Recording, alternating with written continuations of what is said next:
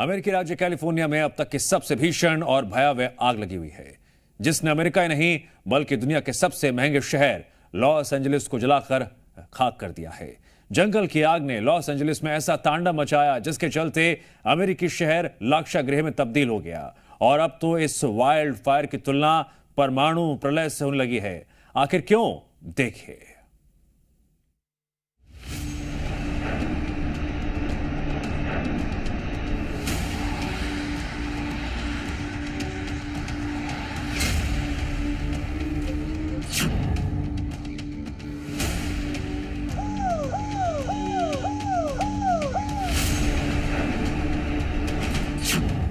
40,000 एकड़ में फैली आग।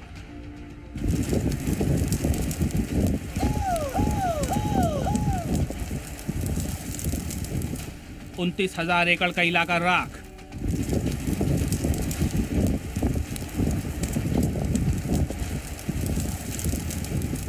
$15,000 मकान जलकर खाक।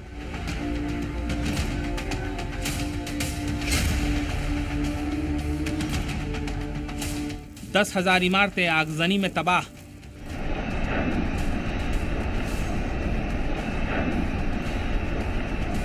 $570 करोड़ की संपत्ति भी स्वाह।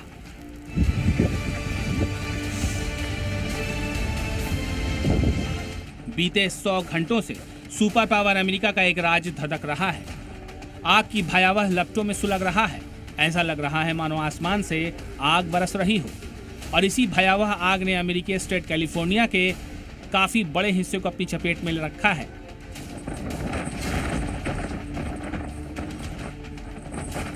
दरअसल ये आग कैलिफोर्निया के जंगलों में लगी है, लेकिन धीरे धीरे इस वाइल्ड फायर ने कैलिफोर्निया के लॉस एंजलिस में तबाही मचाना शुरू कर दिया है।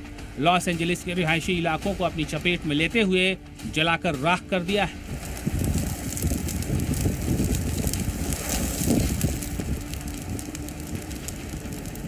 यूएस मीडिया रिपोर्ट की माने तो यह कैलिफोर्निया में अब तक की सबसे बड़ी आग है।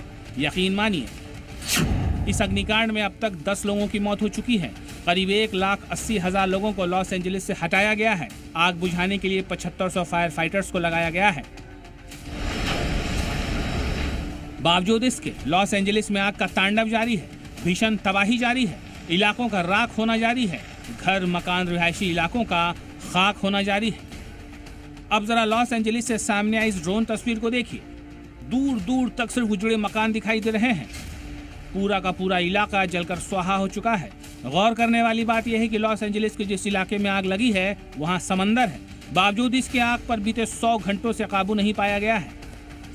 जानते हैं क्यों? उसकी वजह है लॉस एंजलिस में बहती तेज हवा, जिससे आग की लपटें तेजी से आगे बढ़ रही हैं और भीषण कोहराम मचा रही हैं।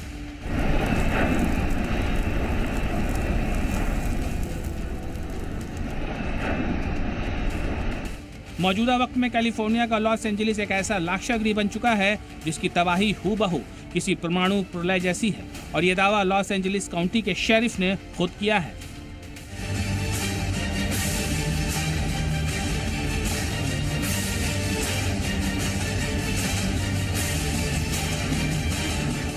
I am praying it doesn't, but based on the devastation, that is clear.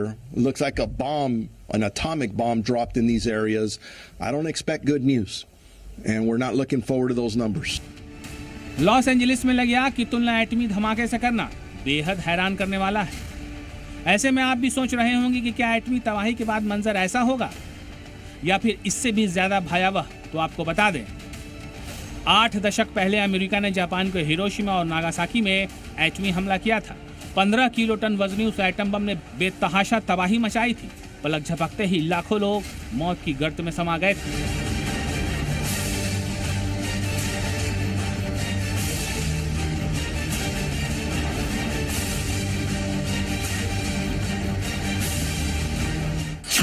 छह अगस्त 1945 को जापान के हिरोशिमा पर पहला बम गिरा। यूएस ने 15 किलो टन का एटम बम विमान के जरिए गिराया। हमले में हिरोशिमा में करीब 1.25 लाख लोगों की मौत हुई थी। जापान के नागासाकी शहर पर दूसरा एटम बम दागा गया।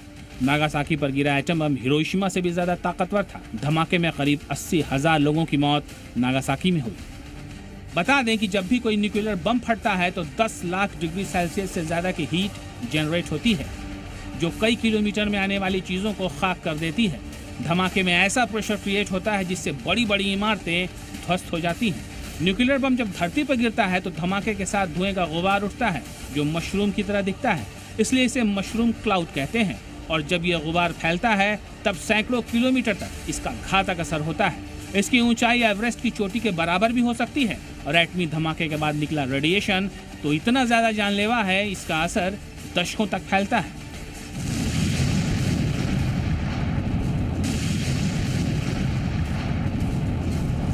शायद इसी वजह से कैलिफोर्निया में फैली वाइल्ड फायर की तुलना एटमी धमाके से की जा रही है, जिसकी चपेट में आकर कई किलोमीटर का इलाका जलकर राख हो चुका है, उजाड़ हो चुका है।